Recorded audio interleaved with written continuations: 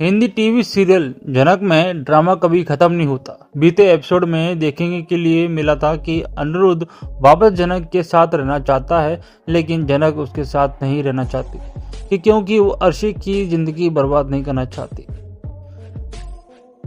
Serial में जनक के पिता ब्रजभूषण अनिरुद्ध को फोन करके अपने घर बुलाएंगे और ये देखकर जनक भड़क जाएगी, लेकिन फिर अनिरुद्ध उसे समझाएगा कि सृष्टि का केस मेरे पिता लड़ रहे हैं और वो केस जीतने के लिए कुछ भी करेंगे क्योंकि उन्होंने अब तक कोई केस नहीं हारा है, इसलिए इस केस मेरी जिंदगी जरूरत पड़ेगी। हालांकि ये सब जानने के बाद जनक अपने केस में अनिरुद्ध की मदद लेने के लिए तैयार हो जाएगी। इसके बाद अनिरुद्ध जनक से बात करने की कोशिश करेगा और उससे बोलेगा कि वो जनक के बिना नहीं रह सकता।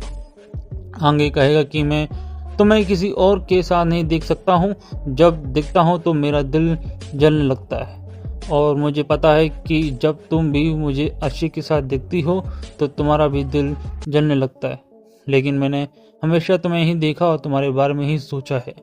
बस मुझे तुम चाहिए जनक, मैं तुमसे बहुत प्यार करता हूँ। इस दौरान जनक भी अनिरुद्ध से अपने दिल की बात बोल देगी। अनिरुद्ध और जनक अपने पिता के साथ कोर्ट पहुंचेंगे। उधर सृष्टि का केस अनिरुद्ध का पिता लड़ेगा और जनक वो नाजायज बेटी की इल्जाम लगाएगा।